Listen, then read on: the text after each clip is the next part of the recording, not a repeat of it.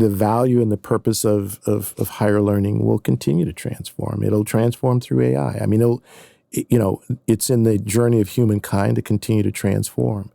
That's why I embrace and I so love the blessing of being able to work with students, even at this point in my career, that every fall, there's students who are going to come here and they're going to break this place in some kind of way that's unique and germane to them, all the more since the pandemic. Welcome to Matador Memories. I'm Carmen Ramos Chandler, and today we're talking to Dr. William Watkins, Vice President of Student Affairs at California State University, Northridge, who is now entering, according to Robin, your 40th year as a Matador? This will be my 50th year anniversary on staff, plus 4 as an undergraduate. Oh, my God. Happy anniversary. Yeah, well, thank you. Thank you. Oh, my God. There are so many questions I have. First, congratulations. I'm just so happy for you. Thank you. How did you last so long? There have only been a few moments where it's felt like lasting. I asked myself, where did the time go? Over that period of time, I've seen most things that have been important and central to the campus evolve, from a campus that, started as an extension of Cal State LA at 58 with about 2,500 students to, my arriving here in 1970, and we probably were somewhere in the order of 10,000, 12,000 students at that point in time. And now this past fall, over 36,000 students here. So, there's just been a tremendous amount of growth over that period of time in so many different kinds of ways. We were Valley State, now we're Cal State University, Northridge, The number of things that have occurred in terms of the evolution of this institution, it's been a blessing to be able to be here and to see all of that occur, and it's happened very fast. How did you get here? Well, so I went to high school, George Washington High School in South Central Los Angeles. And actually, I was college prep, was a thing back then, even. And clearly, I think for my generation, we knew from the civil rights movement and for all of the struggles of our elders that we had an obligation to try to break into higher education. For most of us, the first pathway was through community college. And I actually wanted to go to El Camino Community College because it wasn't exactly in my area, but it was known for doing a great job in preparing students to transfer onto four-year institutions. But back in those days, you pretty much had to live in the district of the community college, and I didn't. And I couldn't get an aunt of mine to let me use her utility bill so I could play like I lived in that area. So for a while, it was a little bit unclear to me what I was going to do next. I had also applied to Pomona College. My SAT scores weren't high enough to get in there, and so I didn't go to Pomona College. And then I got a call from a CSUN student, a Valley State student at that time. Billy Johnson is his name. Billy was a year ahead of me. And I had met him in student government at George Washington High School.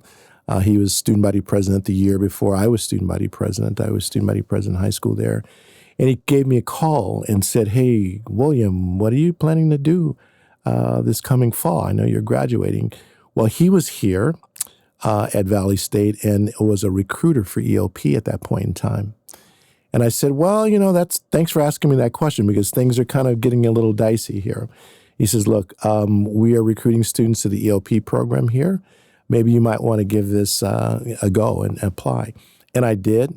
So any student who applies at the almost 11th hour, I appreciate their journey. I know that's a real thing, but applied and was admitted here as an EOP student. So I'm a proud EOP alum here at Northridge, which I just am thrilled every time I tell an EOP student that. But came here and 1970 and, went to orientation. It was a late orientation session. I think I was probably one of 3 Black students in a sea of non-Black students who were here at orientation. I said, "Oh, this is going to be an interesting journey." But But, I was able to connect because of Billy and others that he was able to give me a sense of community with even as early as a first-time freshman here at CSUN. I came here as a voice major in music. Yeah, I sure did. When a kid coming up in South Central LA, I graduated in high school a math major and thought I'd make a radical shift into a whole different area. I'd been playing music for some time and singing, but didn't know that being a music major at the college level was really different than what you experience at a high school in the inner city. Didn't have enough music theory, and that ended up being a stumbling block. But, I moved out of music after my first year here and into urban planning, urban studies, which was just a brand new field at that point in time. But it really spoke to my sense of wanting to study really how people existed in cities and in spaces. And so, I was one of the early graduates out of the urban studies, urban planning program here. What was it like and I went to college years after you and I passed, but I remember what it was like when I was at sea as a freshman and sophomore and junior and senior, and desperately looking for brown faces.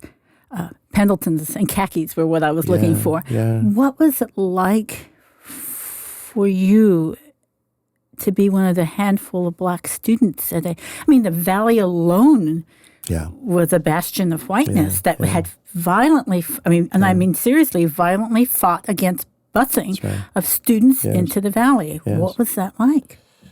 There were times when it was pretty difficult and times that it was pretty scary.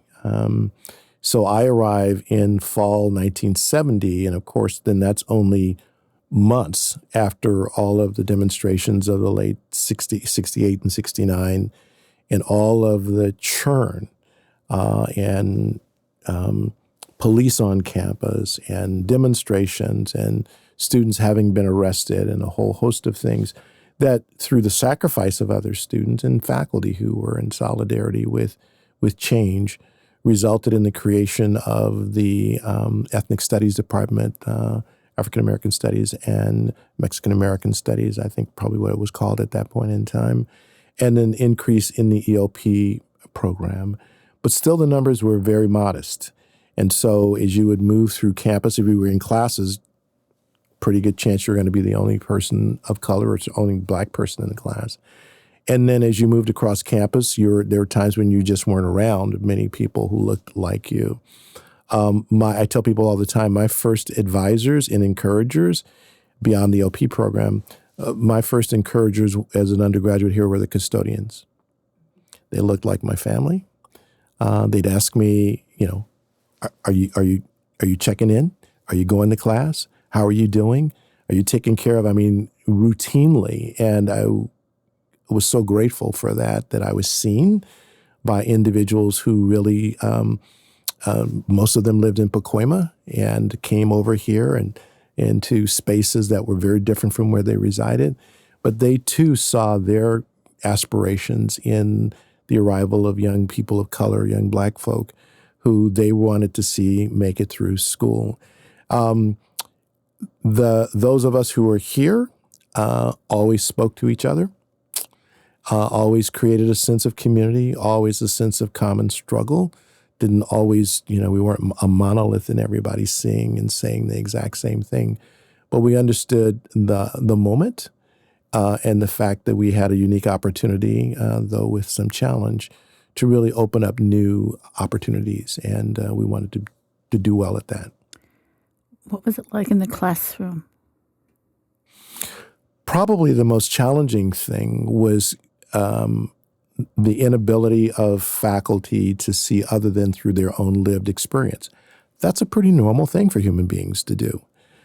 But their experiences were not ones that originated in my community. And so you often found yourself as a student, if you were willing to do it, not everyone was comfortable doing that, talking from and bringing subject matter alive through the lens of your own lived experience.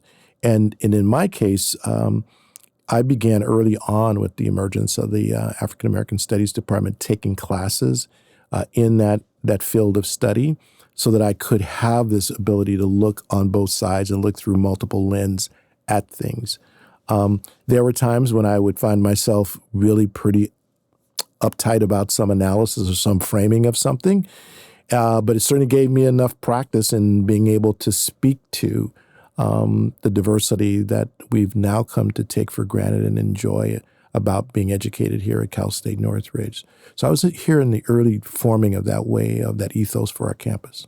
I think it's interesting to bring us forward a little bit, is the discussion on the value of ethnic studies and not realizing that those courses actually broaden perspective, because my Latino community is not monolithic. Yes. The Black community is not monolithic. And those courses expand your perspective. They do.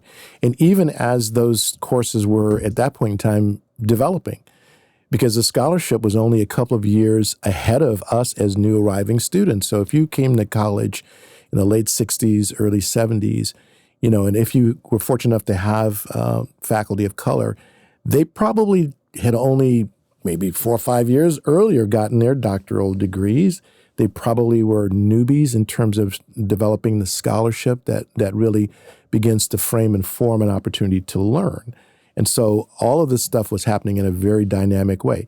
From the civil rights movements to the Black Power movement to the women's rights movement, anti-war period. I mean, this was a very, very, this was a time when there was so much that was going on in terms of learning how to think different. The veterans who were coming back from Vietnam and in the classroom at that point in time, faculty had to deal with that perspective.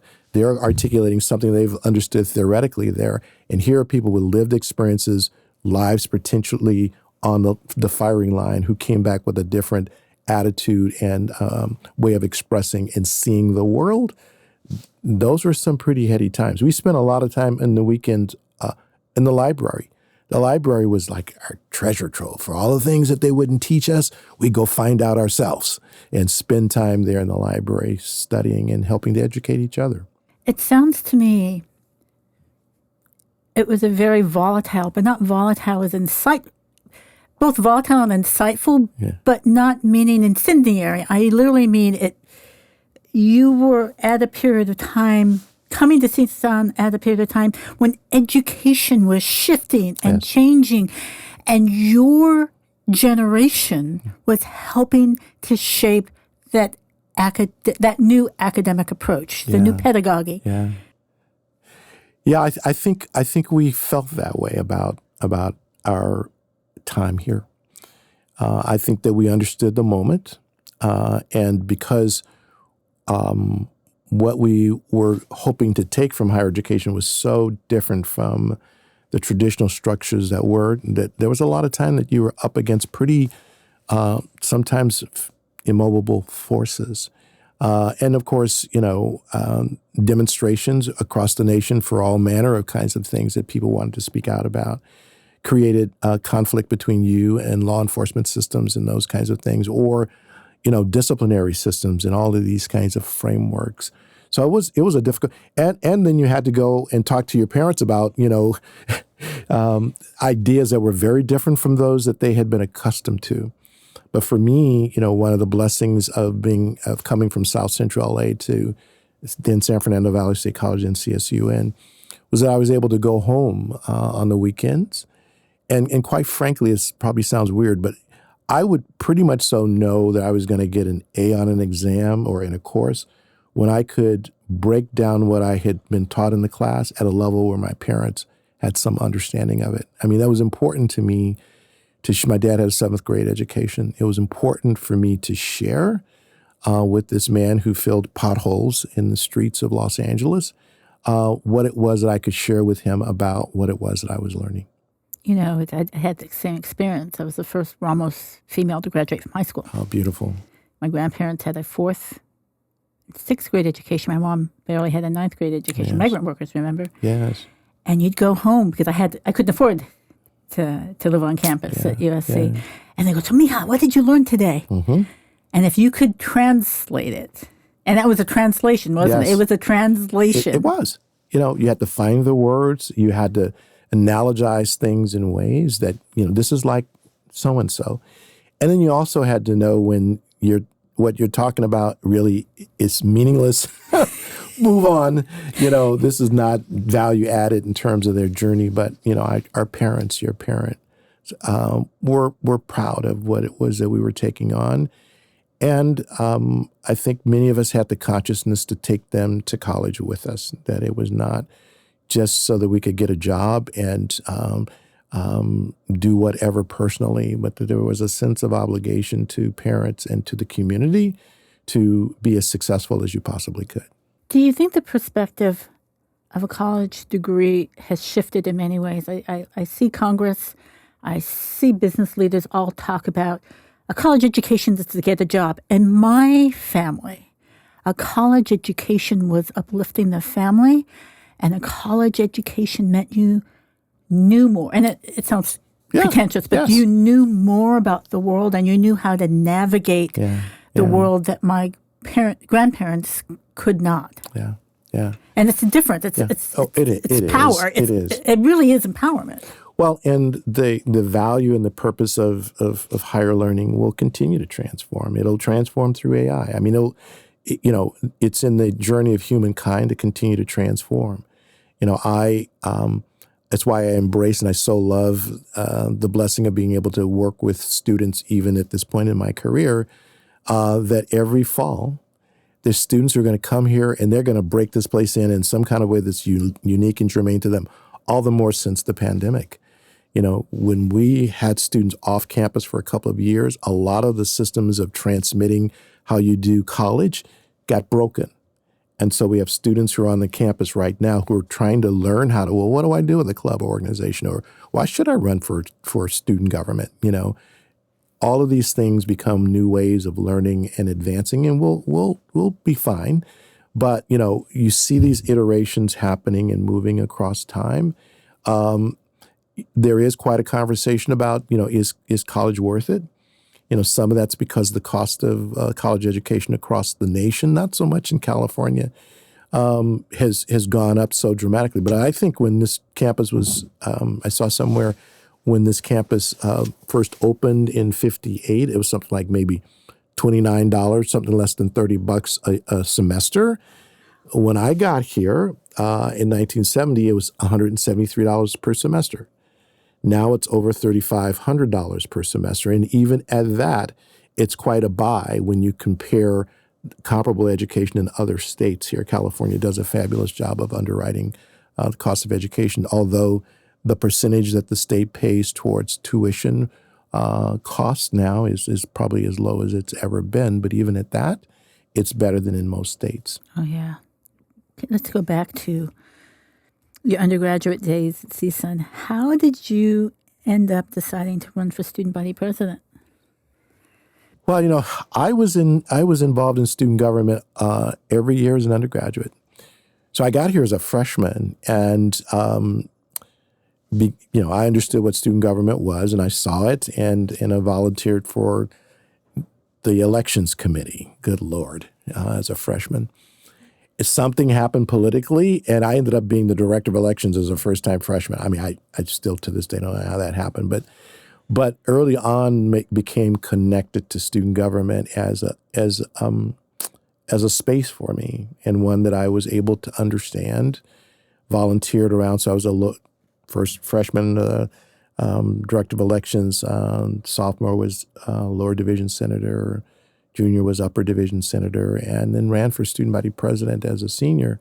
Was invited to be on a ticket, with someone. My running mate, I think, was a pretty staunch Republican at the time, and I said, this will be an interesting thing to try to see if we can make happen.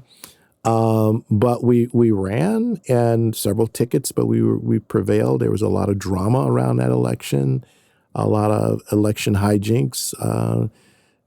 My car got trashed, and just a whole lot of things. The Sundial endorsed me as the preferred candidate there, and all those sundials ended up getting stolen and thrown away. And I mean, it was interesting hijinks. You're talking about political shenanigans. They were there. But it was quite a moment of achievement when that did happen. Now, mind you, I came in as student body president the year after the first Latinx student body president, Dennis Guy, was elected. And so there was a period of time during which, kids of color were looking at student government as an opportunity and a framework to have a voice, to have control over resources, to help change and mold the institution. And so we did the work to try to make that happen. I still don't understand. I appreciate and I get it intellectually. But that must have been hard. I mean, you were the first Black student body president in the San Fernando Valley, which, let's be honest, was not the most welcoming of communities. It was still redlined. If you were Black, you could only live in Pacoima and Lakeview Terrace and Sylmar, parts of Sylmar, and San Fernando, and Arleta, and that was it. That's right. The first apartment that I was able to rent, it took me several tries to find a place. I can remember going in places that had vacancy signs up and having apartment managers just say straight up, I can't have you living in here. If you move in, I'll lose tenants. And ergo, those are places that I didn't want to live. The place that I did find, it was here in the Northridge community. And, it was pretty much so once you find a place, you bet you're going to stay there because, the odds of being able to move easily around were pretty low. But I stayed there and had a good relationship in that particular space. But yeah, it was, you could go to your car and be called a nigger, by someone driving by. I mean, those things were real. But, it was clear to me those things would not define me and they would not weaken my resolve to achieve my goals. How did you gather the strength to put up with that? I knew my parents had put up with worse. Yeah. You study the history, I didn't have dogs eating on me. I wasn't being beat down. I could try to move in a way that was thinking about future possibilities because I knew the stories of those who just really, you look at a lynching and name calling, probably anchored in some of the same kinds of feelings, but I could deal with that piece of it. I don't expect students today to put up with that kind of thing, and that's part of the work that I try to do, and one of the things I knew would be a benefit to being in higher education leadership and around the table and in the room where you can have some influence on the kind of experience that students have on this campus, and that has been important to me. But yeah, I mean, these things were not easy, but the advance of humankind through things that need correction is often a difficult journey. It is a difficult journey, and my dad's still doing it. At 82. Why did you choose to remain at CSUN? What was your degree in? Was it still in urban studies and planning? Yeah, it was urban studies, urban planning, and it was a pretty flexible degree because they had a lot of different kinds of strands that you could go into, options they would call today. And the one that I was pursuing was in the urban planning area. So I expected that I was going to leave here and go and get a job in a planning department for the city of Los Angeles or one of the counties around here. Well, when I graduated, there was a big recession. And so what do governments do often? They get rid of their planning departments. They perceive them all as luxury, so there's no jobs there. But one of the other things and one of the other benefits of participating in student governance, as student body president, I chaired the Associated Students Personnel Committee. And so I took a class in personnel management from Dr. Shirley Cheater over in business and really discovered a real like for we called it personnel back then, it's human resources. And so when I graduated in my senior year, there was a job that was open in human resources here at the university. It was a job to create employment opportunities on our campus, CSUN, for welfare recipients. And to me, it was like the dream job. Here's an opportunity to really create, they called it on-the-job training opportunities for welfare recipients. And so I applied for the job. I got it. And so I spent the next couple of years of my life going around talking to departments that I had already had a relationship with in many ways, being student body president and involved on campus, and getting them to open up to the idea of creating a government-funded on-the-job training opportunity for someone who was probably not like them, but who was a welfare recipient trying to make a way. So we got a group of those job opportunities created on the campus. Then I went to the unemployment office in the city of San Fernando and in Pacoima, interviewed welfare recipients, and went through a process of selecting them with departments to come and to work here on our campus. And it was just a humbling and fulfilling opportunity to see those worlds come together and to be able to kind of navigate that in ways where down the road, some of these individuals who came and who had children, their kids came here as students, you know. So that was my first part in human resources work. And then I worked up through a series of positions through employment and employee relations and compensation and et cetera. And then at some point in '93, the then vice president for student affairs, Ron Copita was his name. You remember Ron? So Ron had seen me outside of my day job volunteering, advising clubs and organizations. And so I spent a lot of time, you know, my breaks, you know, after hours, et cetera, advising. He says, why are you in human resources? You should be in student affairs. And I said, well, you know, I thought about that, but so he says, you should really give this a try. And so I took a temporary job in student affairs in 1993. And it's where I should have been all the time. And really have enjoyed the career since that time. Thank you for joining us for Matador Memories. You can watch and listen to more of our podcasts on the CSUN Conversations website and become part of the CSUN Conversations community.